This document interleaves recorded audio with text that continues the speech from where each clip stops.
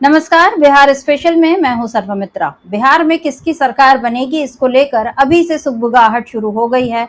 हर किसी के अपने अपने दावे हैं, आंकड़े हैं, उसका विश्लेषण किया जा रहा है। लेकिन इस बीच एक ओपिनियन पोल भी सामने आया है और ये ओपिनियन पोल है पोल ट्रैकर का। और ये इस लिहाज से काफी महत्वपूर्ण है क्योंकि इस समय बहुत सारी उथल पुथल अभी देश में चल रही है और नीतीश कुमार आयोगों का गठन करके अपनी जो सारी रणनीति है उसको मजबूत कर रहे हैं। इधर महागठबंधन की बैठकें चल रही हैं। अभी हाल ही में एक और बैठक हुई थी जिसमें सीट शेयरिंग और बाकी रणनीतियों पर उन सब पर चर्चा हुई थी। और इधर एनडीए की अभी एक भी बैठक नहीं हुई है, लेकिन इस बीच चिराग पासवान ने ये ऐलान कर दिया है कि वो सभी 243 सीटों पर लड़ेंगे और उधर जीतन राम मांझी चिराग पासवान पर हमलावर हैं। ये सारी बातें आप जानते हैं और उनको यहाँ मैं इसलिए दोहरा रही हूँ ताकि ये हम देख सकें कि बिहार में कितनी सियासी हलचल अभी से मची हुई है, जबकि अभी तक चुनाव का कोई ऐलान नहीं हुआ है। हालांकि चुनाव हो जाएंगे सितंबर अक्टूबर में, इसका ऐलान जैसे ही होगा और बहुत हुआ तो नवंबर के आखिरी में यानी दिवाली के फौरन बाद छठ के खत्म होते ही चुनाव की तैयारियों को और धार दी जाएगी और उसके बाद चुनाव हो जाएंगे। लेकिन चुनाव होंगे तब तक हालात और क्या बनते हैं। मोदी इस समय देश में बहुत बुरी तरह घिरे हुए हैं कई मोर्चों पर। बेरोजगारी, महंगाई और अशिक्षा और स्वास्थ्य सुविधाओं की कमी, और ये तो बुनियादी मसले हैं ही और इन पर लगातार बीजेपी पर सवाल उठ रहे हैं। बिहार का हाल भी बहुत बुरा है, वहां भी नीतीश कुमार इसी तरह की सारी उलझनों में घिरे हुए हैं। उनसे सवाल उठते हैं कि आपने भ्रष्टाचार दूर करने के लिए क्या किया, आपने महंगाई दूर करने के लिए क्या किया, आपने अच्छी शिक्षा का कैसे इंतजाम नहीं कर पाए, आपके रहते स्वास्थ्य सुविधाएं कितनी खराब है। ये सारी बातें तो हैं ही, लेकिन इसके साथ साथ ऑपरेशन सिंदूर को लेकर जो सोच रखा था बीजेपी ने कि उसको फायदा मिलेगा, वो फायदा भी अब मिलता हुआ दिखाई नहीं दे रहा। इस बीच अहमदाबाद प्लेन एक्सीडेंट जो हुआ उसके बाद सारे चीजें और बदल गई हैं। अब लोगों का ध्यान भ्रष्टाचार की तरफ और इस बात पर ज्यादा जा रहा है कि सरकार अभी भी अपनी जवाबदेही से बच रही है।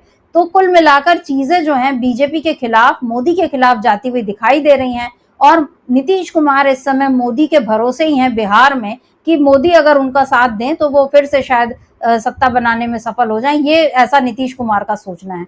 तो बीजेपी और जेडीयू अभी लगे हुए हैं कि किसी भी तरह उनकी सरकार वापस आ जाए। लेकिन 9 जून को जो एक पोल ट्रैकर का ये जो ओपिनियन पोल सामने आया था, ध्यान दीजिए कि अहमदाबाद घटना हुई है 12 जून की, लेकिन ये उसके 3 दिन पहले का ओपिनियन पोल है। लेकिन तब भी हालत जो थी वो एनडीए के लिए बुरी ही दिख रही थी और इंडिया गठबंधन की सरकार बनते हुए दिख रही थी। एक बार आप देख लीजिए कि पोल ट्रैकर के इस ओपिनियन पोल में क्या कुछ बताया गया है। यहाँ पर ओपिनियन पोल में ये दिख रहा है कि क्यूमुलेटिव सीट्स यानी कुल सीटें हैं 243, जिसमें एनडीए जो अभी सत्ता में है उसको मिलती हुई दिख रही है 112 सीट, और इंडिया गठबंधन यानी जो अभी विपक्ष में है, जिसको कायदे से इस समय सत्ता में होना चाहिए था लेकिन नीतीश कुमार के खेल के कारण संभव नहीं हुआ, तो उस इंडिया गठबंधन को अब 126 सीटें मिलती हुई दिखाई दे रही हैं, एनडीए से कहीं ज्यादा। और वहीं जन सुराज जो कि प्रशांत किशोर की पार्टी है, अब प्रशांत किशोर भी उतर गए हैं इस समय चुनावी मैदान में, जगह जगह रैलियां कर रहे हैं और वो कहते हैं कि मैंने इतने मुख्यमंत्री बनाए और मुझे सत्ता का मोह नहीं, लेकिन मुझे बिहार को आगे ले जाना, इसीलिए मैं चुनाव, ये प्रशांत किशोर का कहना है। और उनके इतना कहने के बावजूद उनको केवल अभी 1 सीट मिलती हुई दिखाई दे रही है और अदर्स को 8। अब अदर्स में आ जाते हैं असदुद्दीन ओवैसी, मायावती, ये सब जो निर्दलीय दल या छोटे दल हैं, अन्य क्षेत्रीय दल, इनको 8 सीटें भी मिलती हुई दिखाई दे रही हैं। तो ऐसे में एनडीए का अगर ये 8 सीटों को भी मिला ले एनडीए के साथ तो भी उसका आंकड़ा बैठता है 120, यानी वो इंडिया गठबंधन से अभी भी कम है। और यहाँ पर 122 सीटें कुल चाहिए हैं बिहार में हमको बहुमत के लिए, किसी भी दल को या किसी भी गठबंधन को सत्ता हासिल करने के लिए 122 सीटें चाहिए होती हैं और इंडिया गठबंधन इस समय 126 सीटों पर दिखाई दे रहा है। मैं एक बार फिर याद दिला दूं कि ये ओपिनियन पोल हुआ 9 जून को और तब से लेकर अभी इस एक हफ्ते में ही हालात बहुत बदल गए हैं देश के। और अगले 4-5 महीनों में जब तक चुनाव की घोषणा होगी तब तक क्या होगा ये हम नहीं कह सकते, लेकिन आज की तारीख में ऐसा दिख रहा है कि बिहार में इंडिया गठबंधन की सरकार बनती हुई दिखाई दे रही है। और एनडीए के लिए यानी बीजेपी और जेडीयू यानी मोदी और नीतीश, इन लोगों के लिए बड़े झटके की बात यह है कि लोकप्रियता के मामले में भी इंडिया गठबंधन के नेता कहीं आगे दिखाई दे रहे हैं।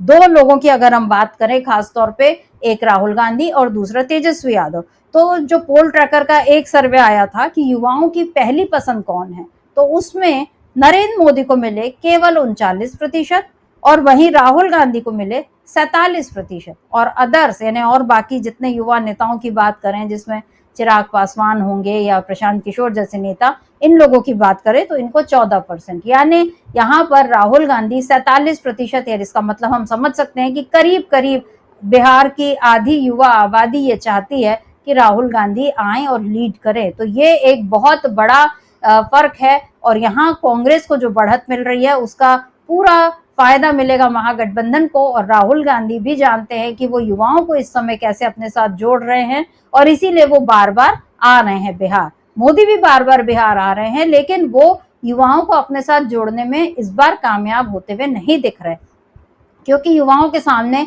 असली समस्या जो है वो है उनकी शिक्षा की, रोजगार की। जो वो परीक्षाएं देते हैं सरकारी नौकरी की, उन परीक्षाओं में धांधली कैसे दूर हो, ये उनके लिए बड़ी चिंता का विषय है। और यहाँ पर जेडीयू और बीजेपी इस मोर्चे पर बुरी तरह फेल है। ना वो परीक्षा के पेपर लीक होने से रोक पा रहे हैं, ना वो छात्रों की दिक्कतों को सुन रहे हैं, बल्कि उन लोगों ने छात्रों पर लाठियां चलवाई हैं। ये बात बिहार का युवा आज अच्छे से जानता है कि कैसे इस सरकार ने उन पर अत्याचार किए हैं। दूसरी बात डोमिसाइल नीति की, जिसके बारे में तेजस्वी यादव पहले ही ऐलान कर चुके हैं कि हम सत्ता में आए तो 100% डोमिसाइल का जो यहाँ पर पालन होगा, यानी रोजगार में, शिक्षा में, हर क्षेत्र में जो बिहार का युवा है उसको प्राथमिकता मिलेगी। फिर जगह बचेगी तो हम दूसरे राज्य के लोगों को यहाँ पर आने देंगे। तो यहाँ पर पलायन रोकने का और नौकरी देने का ये जो एक बड़ा प्रण ले लिया है इंडिया गठबंधन ने, उसके कारण राहुल गांधी को यहाँ पर अच्छी बढ़त मिल गई है। 47% युवा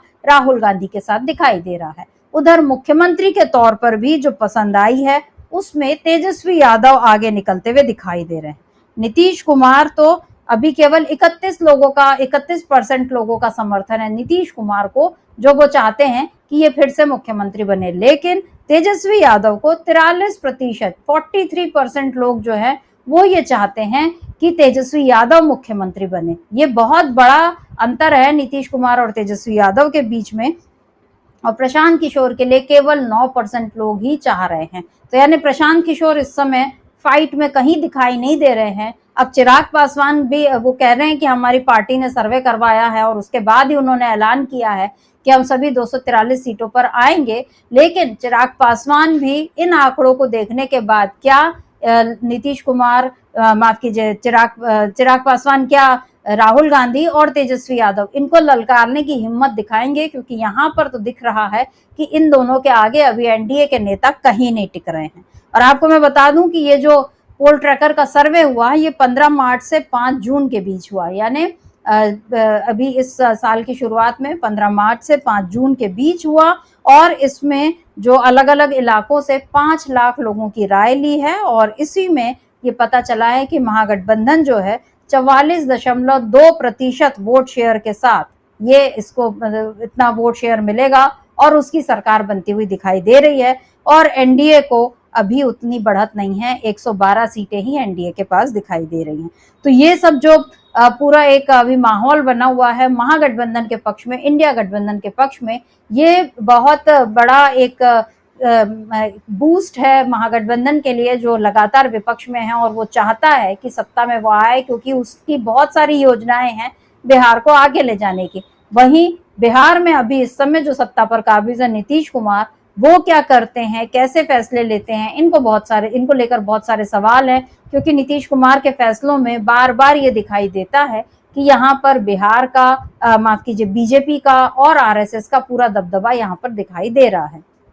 मोहन भागवत अभी दूसरी बार हाल ही में वो बिहार आकर लौटे हैं, यानी बिहार को पूरा एक हिंदुत्व का नया लैब, नई प्रयोगशाला बनाने की तैयारी आरएसएस कर रही है। उधर बीजेपी इसी मुहिम को आगे बढ़ा रही है, उसके नेता लगातार सांप्रदायिक ध्रुवीकरण की बात कर रहे हैं। और ऐसे में नीतीश कुमार अगर ये कहते हैं कि मैं सांप्रदायिक राजनीति से दूर रहकर और बिहार को आगे ले जाने का काम करूंगा, तो अब उनकी बात पर किसी को यकीन नहीं है। इसीलिए केवल 31% लोग ये चाहते हैं कि नीतीश कुमार मुख्यमंत्री बने। लेकिन यहाँ पर तेजस्वी यादव नीतीश कुमार को मात देते हुए दिखाई दे रहे हैं, वहीं राहुल गांधी मात दे चुके हैं नरेंद्र मोदी को। और इस बीच अभी केंद्र सरकार ने आज एक नोटिफिकेशन भी जो जारी कर दिया है, जिसमें ये बता दिया है जाति जनगणना को लेकर जो नोटिफिकेशन जारी हो चुका है कि कब से शुरू होगी और कब खत्म होगी, 2 चरणों में होगी। ये सारी बातें जो अब सामने आ गई हैं, सरकार को अपना फैसला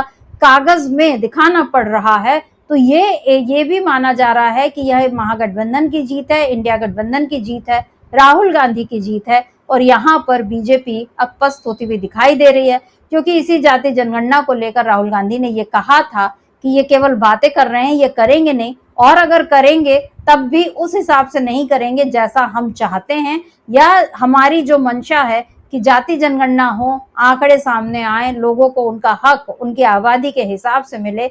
ये सारी प्लानिंग है राहुल गांधी की। इसके लिए वो तेलंगाना मॉडल का उदाहरण देते हैं, लेकिन वो ये कहते हैं कि यहाँ पर बीजेपी जो कह रही है कि हम जनगणना कराएंगे, उसमें जातियां भी गिनी जाएंगी, तो ये केवल दिखावा होगा। तो अब मोदी के लिए एक दूसरी बड़ी चुनौती ये है कि आपने जनगणना का ऐलान तो कर दिया, उसके लिए गैजेट नोटिफिकेशन आ गया। अब आप बताइए कि आप जाति जनगणना में कौन सा मॉडल अपनाने वाले हैं, किस तरह से उसमें आगे बढ़ने वाले हैं। तो यहाँ पर मोदी लगातार राहुल के दबाव में दिखाई दे रहे हैं, और उधर बिहार में नीतीश कुमार लगातार तेजस्वी यादव के दबाव में दिखाई दे रहे हैं। पोल ट्रैकर का ओपिनियन सर्वे जो है, ये पोल जो आ गया है, ये एक ही बता रहा है अभी कि आज की तारीख में महागठबंधन बिहार में विजेता के तौर पर उभर रही है। यानी बिहार में महागठबंधन की सरकार बनेगी, ये आज की तारीख में 99% तय बात लग रही है। बाकी 1% और क्या होता है, ये अगले 3-4 महीनों में पता चल ही जाएगा। तो अभी के लिए बस इतना ही। नमस्कार, मैं सर्वमित्रा।